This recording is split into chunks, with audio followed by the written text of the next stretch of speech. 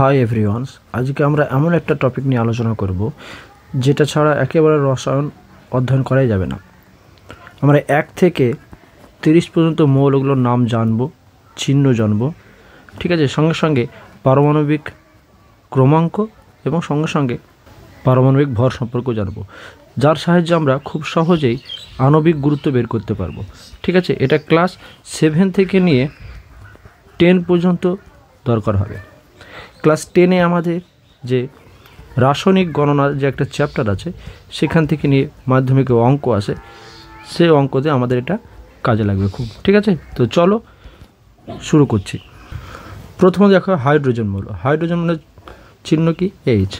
এর পারমাণবিক সংখ্যা হচ্ছে তোমার 1 এবং পারমাণবিক ভর হচ্ছে 1। তারপরে হিলিয়াম। হিলিয়ামের হচ্ছে 2, পারমাণবিক সংখ্যা, চিহ্ন হচ্ছে তোমার He, পারমাণবিক ভর 4। এরকম করে আমাদের যেগুলো খুবই গুরুত্বপূর্ণ তোমরা দেখে নাও, তোমরা পেয়ে যাবে স্ক্রিনে দেখতে, ঠিক আছে। আমাদের পারমাণবিক ভর যেটা মনে রাখতে হবে, পারমাণবিক ক্রমাঙ্ক তো সবগুলোই মনে রাখতে হবে, ঠিক আছে। আমরা এমনভাবে মনে রাখবো যাতে করে ধরো র্যান্ডম যদি আমরা জিজ্ঞাসা করি যে পারমাণবিক ক্রমাঙ্ক 11, সে মৌলের নাম কী, তো সঙ্গে সঙ্গে আমরা বলতে পারি সোডিয়াম, চিহ্ন হচ্ছে Na। এইভাবে আমরা মনে রাখার চেষ্টা করব।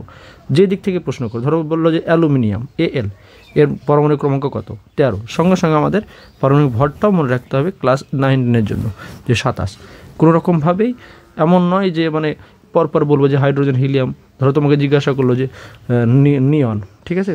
এখন তুমি গুনছো hydrogen, helium, lithium, beryllium, boron করতে গিয়ে 10 নম্বরে আছে, ঠিক আছে। তো এইভাবে মনে রাখবে না, ঠিক আছে।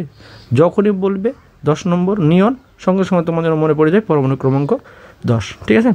আর পারমাণবিক ভর যেটা হচ্ছে 20, এরকম যেন মনে চলে আসে। এভাবে পড়াশোনা করতে হবে, তবে তোমরা ভালো রেজাল্ট করতে পারবে, ঠিক আছে। তো তোমরা দেখে নাও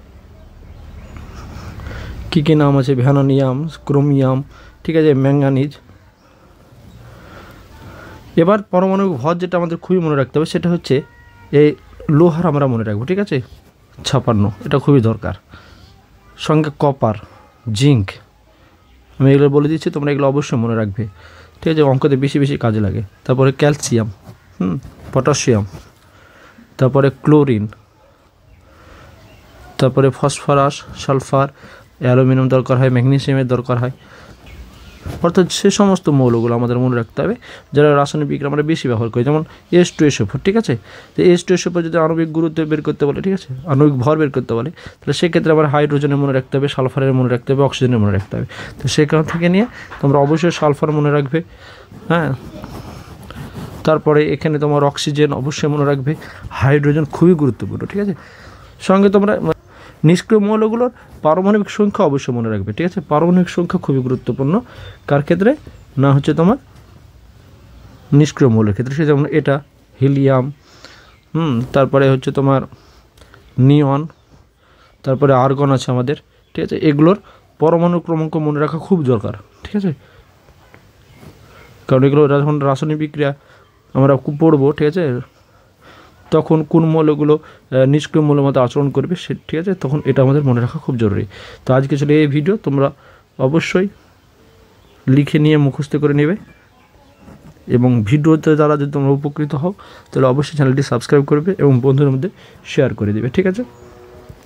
আমরা খুবই গুরুত্বপূর্ণ ভিডিও আপলোড করতে থাকবো এই চ্যানেলে। ধন্যবাদ সকলকে, সবাই ভালো থাকো, সুস্থ থাকো, থ্যাংক ইউ।